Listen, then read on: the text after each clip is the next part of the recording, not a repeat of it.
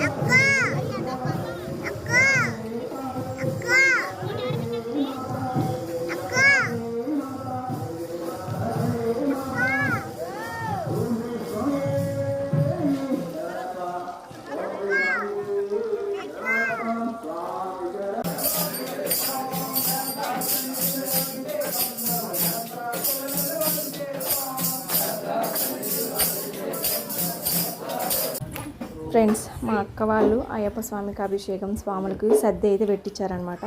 So అందుకని ఇక ఈ పండుగ పర్వదినాన్ని ఇక మేము ఎక్కువసేపు అయితే గుళ్ళోనే స్పెండ్ చేసామండి టైం అంతా.